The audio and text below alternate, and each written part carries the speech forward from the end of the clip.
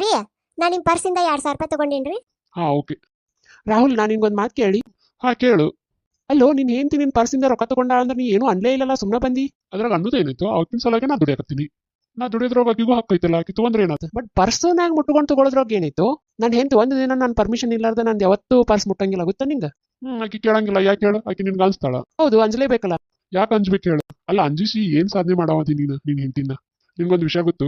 2 ವರ್ಷದಿಂದ ನಾ ಏನ್ ಕಂಪ್ನಿಯಲ್ಲಿ ಕೆಲಸ ಮಾಡ್ತಿದ್ನಲ್ಲ, ಆ ಕಂಪ್ನಿಯಿಂದ ನನ್ನನ್ನ ತೆಗೆದು ಹಾಕಿದ್ರು. ಮನಿ ನಡ್ಸಾಕ್ ನನ್ನ ಕಡೆ 1 ರೂಪಾಯಿನೂ ಇದ್ದಿದ್ದಿಲ್ಲ. ಆಗ ನನ್ನ ಹೆಂಡತಿ ಏನೇ ಹೇಳಿದ್ ಗೊತ್ತೇನ? ಯಾಕಷ್ಟು ಟೆನ್ಷನ್ ಮಾಡ್ಕೊಂಡಿರಿ, ಏನಾತ್ ಇವಾಗ ಅಂತ ಕೇಳಿದ್. 1 ರೂಪಾಯಿನೂ ಇಲ್ಲ ರೇಷನ್ ತರಾಕ.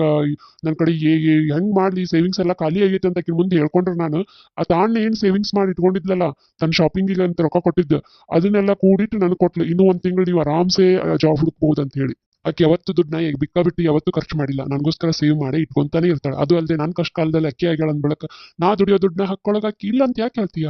ಎಷ್ಟು ಸಮಾಧಾನ ಹೇಳಿ ಗೊತ್ತೇನ? ಆಮೇಲೆ ನನ್ಗೊಂದ್ ವೇಳೆ ಜಾಬ್ ಸಿಗ್ಲಿಕ್ಕಂದ್ರೆ ಏನ್ ಮಾಡ್ತೀಯ ಅಂದ್ರೆ ನಾ ದುಡ್ಡು ತಂದು ಹಾಕ್ತೀನಿ ಅಂತ ಅಂದ್ಲು. ನಾನೇ ನನ್ನ ತವ್ರ ಮನೆಗೆ ಹೋಗಿ ಕುಂದ್ರೋದಿಲ್ಲ, ನಾನು ನಿನಗೆ ಎಷ್ಟು ನಿನ್ ಜೋಡಿನೇ ಇರ್ತೀನಿ ಸದಾ ಅಂತ ಹೇಳಿ, ಗೊತ್ತಾ? ಪುಣ್ಯವಂತರಿಗೆ ಮಾತ್ರ ಅಂತ ಹೆಂಡತಿ ಸಿಗ್ತಾರ. ಅದು ಅಲ್ಲ, ಅಂತ ಹೆಂಡತಿ ಸಿಕ್ಕಾಗ ನಾವು ಕಳ್ಕೊಳ್ಳೋಬಾರ್ದು, ಅದನ್ನ ನಾವು ಪಡ್ಕೋಬೇಕು. ನಮ್ ಕಷ್ಟ ಕಾಲದಲ್ಲಿ ಎಲ್ಲಾದ್ರಾಗೂ ನನ್ ಸಾಥ್ ಇರ್ತಾರಲ್ಲ, ಅಂತ ಹೆಂಡತಿಗೆ ಮರ್ಯಾದೆನೂ ಕೊಡ್ಬೇಕು. ಅವ್ರ ಏನಂತಾರ ಅವ್ ನಾವು ಮಾಡ್ಲೂ ಬೇಕು. ಐ ಆಮ್ ಸಾರಿ ಕಣೋ, ನಾನು ನನ್ನ ಹೆಂಡತಿನ ಹಿಡಿತಲ್ಲಿ ಇಟ್ಕೊಂಡು ದೊಡ್ಡ ತಪ್ಪು ಮಾಡಿದೆ.